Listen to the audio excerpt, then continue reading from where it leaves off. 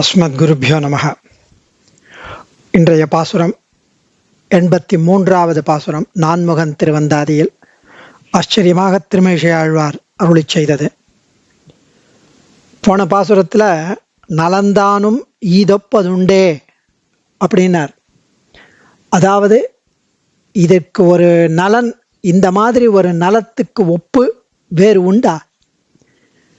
எப்படி அவன் இந்த பெருமான் என் நெஞ்சிலே சேர்ந்து கொண்டான், இந்த தேவாதி தேவன், இதுக்கு ஈடு வேறு உண்டா அப்படின்னு சொன்னதுக்கு, இது ஒன்றோ அவன் அடியார்க்கு செய்யும் நன்மை. அடியார்கள் இங்கே இருக்கிற வரைக்கும் இன்னது செய்யணும் இன்னது செய்யக்கூடாது என்ற நியமமே கிடையாதான் அவனுக்கு. சர்வவித ரட்சைகளையும் பண்ணி, எல்லா விதமாகவும் அடியார்களுக்கு பண்ணி, சரீரம் விட்டவுடனே சொர்க்கலோக இன்பங்களை கொடுத்து, இவை அனைத்திலும் விலட்சணமான பரமபத இன்பத்தையும் கொடுத்து, இவ்வளவும் செய்தும் இந்த பக்தன் செய்ததுக்கு தக்கதாக ஒன்றும் செய்ய பெற்றிலோம் என்று நெஞ்சு ஆறல் பட்டிருப்பானா. ஆற்றாமையால ஐயோ இவனுக்கு நான் ஒண்ணுமே பண்ணலையேன்னு நினைச்சுப்பானா. அப்படி போன பாசுரத்தில் சொன்ன அர்த்தத்தை விவரித்து காட்டுகிறார் இந்த 83வது பாசுரத்தில். ரொம்ப அழகான பாசுரம். வேந்தராய் விண்ணவராய் விண்ணாகி தன்னலியாய் மாந்தராய் மாதாய் மற்றெல்லாமாய் சார்ந்தவர்க்கு தன்னாற்றான் நேமியான் மால்வண்ணன் தான் கொடுக்கும் பின்னால் தான் செய்யும் பிதிர். அதாவது வேந்தராய் விண்ணவராய், இது ஒன்றோ அவன் அடியார்க்கு, இதுவன்றோ அவன் அடியார்க்கு செய்வது என்று நம்மை காப்பாற்றி கடைசியில சிறந்த பரமபதத்தையும் கொடுப்பவன் அவன். திருச்சக்கரத்தை ஏந்தியவனும் அன்பே வடிவாகியவனுமான சர்வேஸ்வரன் தன்னை அடைந்தவர்கள் விஷயத்தில் காப்பது, அவர்களை ரட்சிப்பது ஒன்றே தொழிலாகிய அரசர்களாகவும், மழையை பெய்விக்கும் தேவர்களாகவும், புண்ணிய பலனை அனுபவிக்கும் சொர்க்கமாகியும், சொர்க்கத்தில் அவன் நலன் செய்பவனுமாகி, பரிவால் சிறந்த உறவினர்களாகி, தாய் போலே நலமே செய்பவனாக ஆகி, என்றும் எல்லா வகையாலும் நன்மையே செய்பவனாயாகி, இத்தனை நன்மை செய்தாலும் தனக்குள் திருப்தி இல்லாதவனாய் கொண்டு பின்னை கடைசியிலே தானே எல்லாவற்றையும் கொடுப்பவன் அவன்.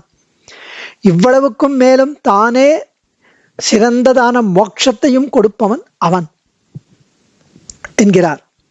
நேமியான், இன்னைக்கு சுதர்சன ஜெயந்தி, அதனால் நேமியான் திருவாழியாழ்வானை உடையவன், சக்கரத்தாழ்வானை கையில் ஏந்தியவன், ஆச்சரியமா சக்கரத்தை கையில் ஏந்தியவன், மால்வண்ணன் அன்பே வடிவெடுத்தவனுமான எம்பெருமான், சார்ந்தவர்க்கு தன்னை அடைந்தவர்கள் விஷயத்தில் வேந்தராய் அரசர்களாகியும், விண்ணவராய் மழை பொழிவிக்கும் தேவர்களாகியும், விண்ணாகி பலங்கள் அனுபவிக்கும் சொர்க்கமாகியும், தன்னழியாய் சொர்க்கத்தில் அருள் செய்பவனுமாயும், மாந்தராய் மனுஷர்களான உறவினர்களாகவும், மாதாய் தாய் செய்யும் நன்மைகளை செய்பவனாய், மற்ற எல்லாமாய் மற்றுமுள்ள எல்லா வகை நன்மைகளையும் செய்பவனாய், எவ்வளவு நன்மைகள் செய்தாலும் தன்னாற்றான் தனக்குள் திருப்தி இல்லாதவனாய் கொண்டு, தான் கொடுக்கும் தானே எல்லாவற்றையும் கொடுக்கும், பின்னால் இவ்வளவுக்கும் மேலும் தான் பிதிர் செய்யும், தானே விலட்சணமான மோட்சத்தையும் கொடுக்கும் என்கிறார். பிதிர் அப்படின்னா மிகுந்த சேஷபூதமானது, பின்னாலே மீந்த சேஷபூதமான மோட்சத்தையும் கொடுக்கும். பிதிர் பின்னால் மிகுந்த கடைசியில இருக்கிற அப்படின்னு அர்த்தம். ஸோ வியாக்கியானமும் ரொம்ப அழகு. வேந்தராய், இந்த உலகத்தில் நாம் இருக்கும் வரையில் துர்பலர்களை, பலம் குறைந்தவர்களை பலசாலிகள் துன்புறுத்தாதபடி ராஜாக்கள் ஆச்சரியமா ராஜ்ய பரிபாலனம் பண்ணி மக்களை காப்பாற்றுகிறார்கள். நாவிஷ்ணு பிருத்திவிபதிகின அரசன் விஷ்ணுவிலிருந்து வேறுபடாதவன் என்றும், திருவுடை மன்னரை காணில் திருமாலை கண்டேனே என்றும் திருவாய்மொழியில நம்மாழ்வார் தெரிவிக்கிற மாதிரி அரசர்கள் பகவத் அம்ச பூதர்கள் என்னும் அர்த்தம் இங்கு அறிவிக்கப்படுகிறது. அதனால் வேந்தராய் அரசர்கள் உள்ள இருந்துண்டு நம்மளை காப்பாற்றுகிறார். விண்ணவராய் அரசர்கள் நல்லாட்சி புரிந்து வந்தாலும் மழை பெஞ்சாதானே மக்கள் ஜீவிக்க முடியும். நீர் வளம் இல்லாவிடில் பிரயோஜனம் இல்லை இல்லையா? அந்த நீர் வளத்திற்கு காரணமான மழையை உலகில் உள்ளாருக்கு உபகரிக்கும் கொடுக்கும் தேவர்களாய் சர்வ இஜ்யாஷ்ச கிருஷ்ணகா, எல்லா தேவர்களும் கண்ணனே என்கிறார் வியாசர். விண்ணாகி இந்த உலகத்திலும் விலட்சணமானதாய் இங்கு அனுஷ்டித்த ஜோதிஷ்டோமாதி கர்மங்களுக்கு பலன் அனுபவிக்கும் இடமான சொர்க்கலோகமாகி இனிய நல்வான் சொர்க்கங்களுமாய்னு திருவாய்மொழியில் தெரிவிக்கிற மாதிரி சொர்க்கங்களுமாய் தன்னழியாய் அந்த சொர்க்கலோகத்தில் இவர்களுக்கு இந்திராதி தேவர்கள் பண்ணும் இரக்கம் அருள், இந்திரர்கள் அந்த தேவர்கள்லாம் பண்ணும் இரக்கம் அந்த அருளாய் இந்திராதி தேவர்கள் எப்படி இரக்கம் கொடுக்கிறான்னா எம்பெருமான் வந்து இவர்கள் மூலமாக கொடுக்கிறார், சொர்க்க இன்பங்களை கொடுக்கிறான்னு கருத்து. சதேச்ச ததக்காமான் மயைவ விகிதான் ஹிதான்னு கீதையில 7வது சாப்டர்ல 22வது ஸ்லோகத்துல சொல்றான் கண்ணன். என்னாலேயே கொடுக்கப்படும் விருப்பங்களை தேவர்களிடமிருந்து அடைகிறான் மனிதன். ஸோ தானும் கீதையில் தான் சொன்ன மாதிரி அப்படி தன்னழியாய் மாந்தராய் உறவினராயும் நண்பராயும் உதவும் மனிதர்களாயும் அவன் இருக்கிறான். ஒருத்தர் வந்து நமக்கு உறவினர்களா உபகாரம் பண்றானா நண்பர்களாய் உபகாரம் பண்றானா பெருமாளுடைய சங்கல்பம், பெருமாள் அவர்கள் மூலம் நமக்கு காத்து அளிக்கிறான். சுகிருத் கதிர் நாராயணகா சுபாலோபனிஷத் சொல்றது.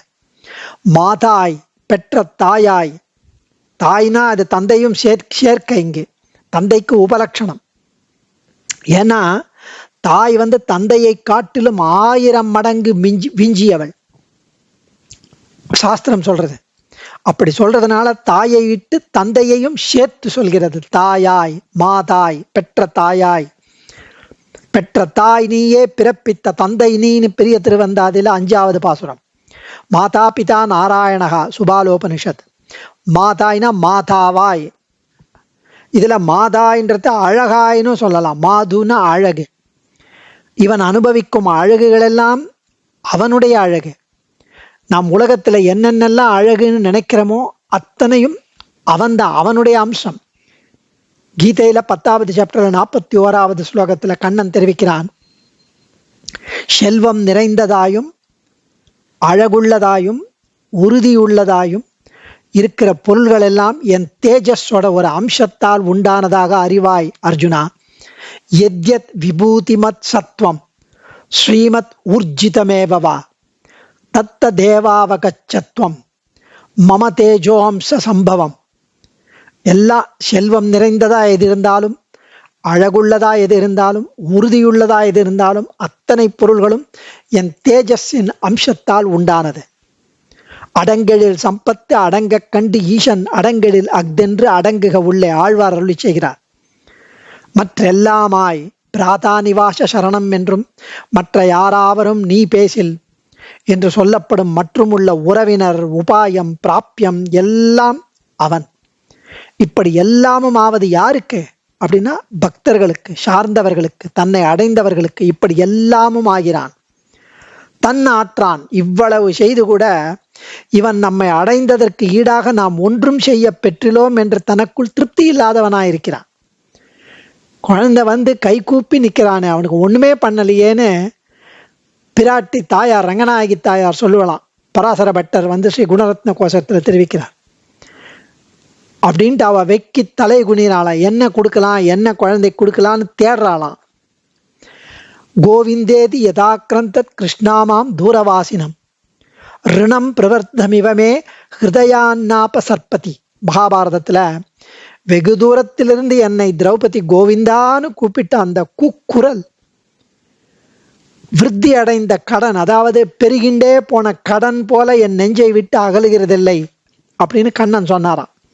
அன்னைக்கு கோவிந்தான்னு அவன் கூப்பிட்ட போது நான் அங்க போய் அவளுக்கு காப்பாற்ற முடியலையே, இங்கேருந்து புடவை அனுப்பினேங்கிறது பெரிய விஷயம் இல்லையே அப்படின்னு அவனுக்கு ஒரு பெருகும் கடன் போல இன்னும் நான் அது என் மனசுல குத்துறது அப்படிங்கிறார்.